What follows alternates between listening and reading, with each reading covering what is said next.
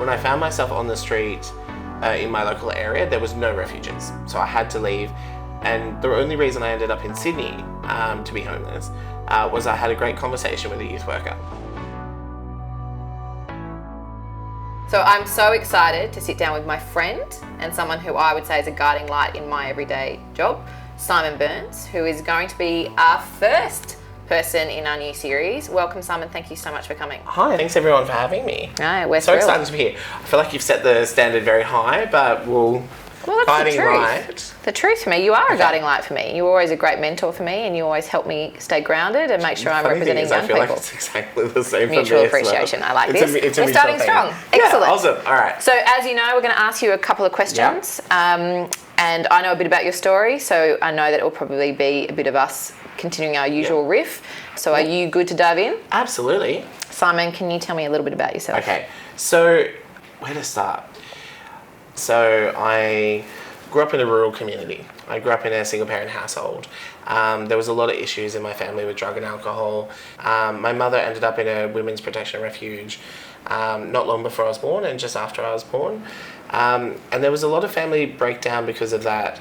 And it just wasn't a very nice place to basically live. It all came to head when I was 16. And my family found out I was gay and they just didn't approve of that. So I ended up in Sydney. I jumped on a raggedy old train and ended up in Sydney. And then that's really the start of my story. And I've lived in lots of different services. I've also lived on the street for a while. So that first 2 years between my 16 and 18, I spent probably all up combined 3 to 4 months on the street. I might have had a placement at another refuge on Monday, but they had to exit me from a previous refuge on a Wednesday. So there would have been, say, like 3 nights that I would have had to have slept, and I could have stayed at a mate's one night, and then I'd stay for a night on the street and then be back there ready for Monday morning. Well, how long has it been? About 8 years? 9 years?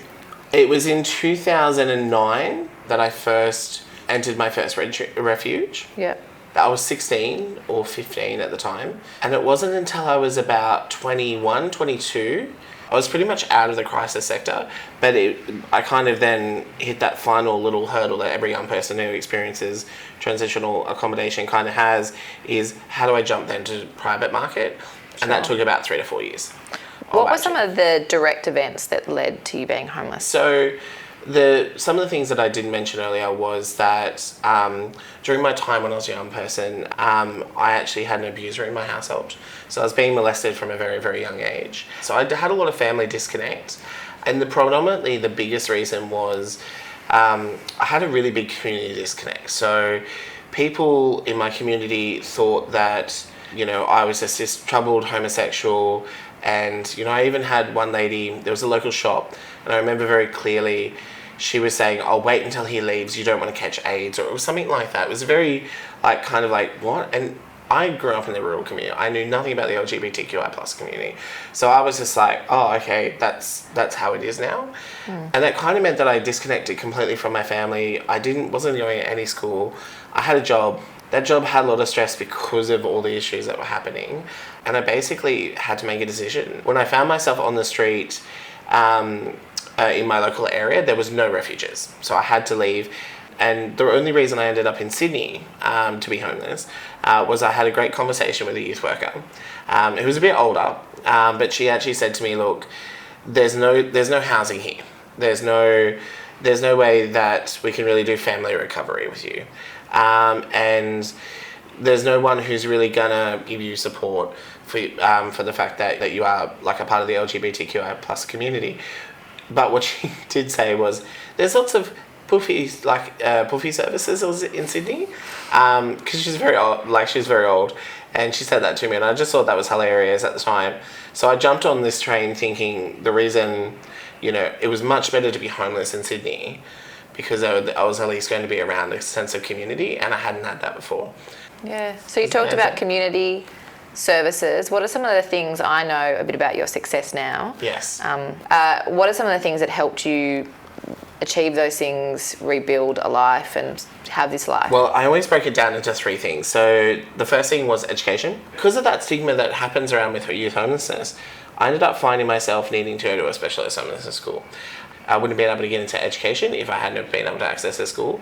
So getting into the school, going to TAFE, then going to high school, completed my HSC, could not have exited youth homelessness or been able to do anything in my life if I did not do that. And that took a lot of patience on the school part, on the education part. You know, I would go into my deputy principal's office and argue with her about the fact that I had to take this day off because I had an inspection, not because I wanted to go and hang out with my friends. And that was the difference in relationship. It was really, took a lot of their patience on their part to not treat me like every other child, and it also took me a lot of part on my part to also understand that majority of their relationships are very one-sided. So that's the education side of things. The second big thing for me is service support. Now, I lived in a lot of crisis refuges. I basically lived in every refuge in Sydney. For me, the biggest thing that made a lot of difference with services was when I was actually able to access a service and stay there for a long period of time. So I was able to get into the right service that had the right skills to be able to work with somebody like myself. They had counselling support there, and it was all kind of really structured towards someone like me. I was able to spend 5 to 6 years engaging with them. And that was one of the biggest secrets. They helped me from everything from education, support, dealing with family problems, dealing with just everything that was overhanging in my life. And they were this amazing beacon and support. But also, they filled the void of my community. So for me, the second big thing that I really think is the key to me exiting homelessness is services that actually have a sense of community and can actually engage with the young person. I have a great story where I always talk about a youth worker who used to, whenever I would answer the phone, and often I would call during some type of traumatic event, and I would call and she knew me well enough to pretend to have fake hold music. So she would do the da da da da, and that was just her because she had to figure out which extension to put me through to. And you know, that became our joke over 5 years, but that became one of the biggest self-soothing factors of like my adult youth. Was sometimes I'd just call to just talk to her.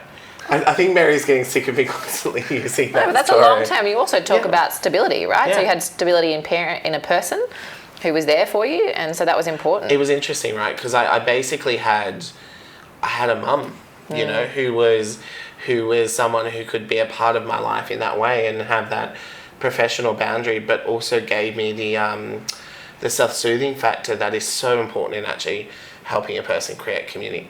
And the third thing was employment. Yeah. So I had this amazing organisation which often gets spoken about a lot and often gets put down, but they actually were probably the biggest factor in saving my life, second to having someone actually love me as a child. And that was McDonald's. Every job I went to, it was always the same thing. It was so debilitating. I thought no one ever wanted me. And I went for this job interview and I sat down with this manager and I said, look, you need to know I'm living on the street. I don't have a stable housing. And she goes, that's okay, can you work? And she kept asking me all these questions instead of trying to shut me down. And I'd be like, yeah, but you do get I don't have a good education. And she's like, can you listen and take an order? So what she did was she actually gave me a job. She gave me a trial. And what she did to make sure that I succeeded was she washed my clothes. She used to give me flexible shifts around my refuge, around everything. She was always, any time that I needed to be accommodated, she was there wholeheartedly. And I'm still there 11 years later to work, working for one of Australia's biggest franchises. And that's the power of having that relationship. They kept me off the street. They kept me stable. They gave me somewhere to be for those hours between I'd have to go back to the refuge. And that was such a powerful asset to have that. Yeah, and now you're in a leadership position there, so you've done an incredible job there. What's one thing, and we've talked about this, what's something that you would want people to know about young people who've experienced homelessness? That's a great question, Zoe. I think the one thing I really want people to know about young people who are experiencing youth homelessness is that they're all different. Every young person's different. The service experience they have, what might be a great service for one young person might not actually work with another young person. I can definitely experience that for myself. And in that, if we know that they're all different experiences and they're different young people, we have to understand that their journeys are going to be different. And so what's something that you want to say to the adults you know, in terms of in that scenario that you've just talked about, what are some of the things that you would like to say to an adult? I think the biggest thing I want to say to adults is two things. Young people are a part of the solution, not a part of the problem. You have to give us an opportunity to be heard, and it has to be genuinely heard.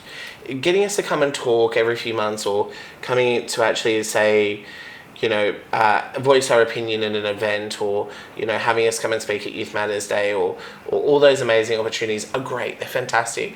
And we're so grateful that the community wants to hear from us. But we actually have to be actively involved.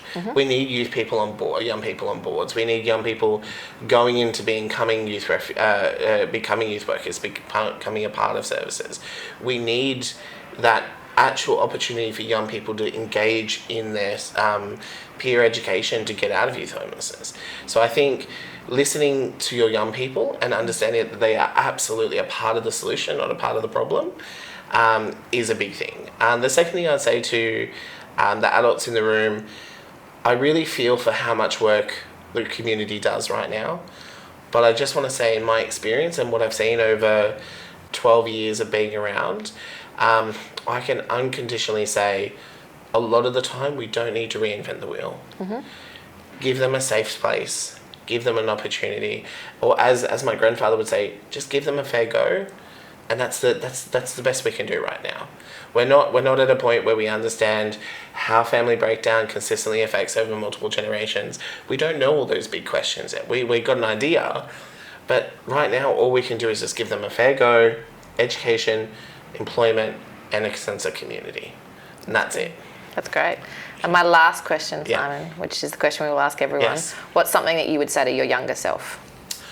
Oh, the biggest thing I would say is don't lose hope about the fact that your family don't love you.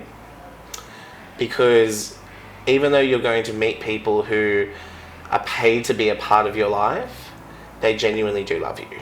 And you will form those relationships, and those relationships will eventually go away, because that's how the sector works. And eventually you have to give up those people you love, but you'll know how to be loved, and you'll go and meet new people, and you'll know whether that's something you want to pursue or you don't want to pursue. You just need to keep learning. Just keep your head down, don't get angry, and just keep learning. That's what I would say. Well, Simon, it has been an absolute pleasure, as it is always. Thank you. And as I said, I'm always very honoured to learn from you. So thank you for grateful that giving you guys us. give us an opportunity. Hey, as you say, we need to obviously genuinely hear from you and genuinely act on that. And you're part of the solution, and you're certainly not part of the problem. So thank you for being a part of it. Thanks, Simon. Thank you.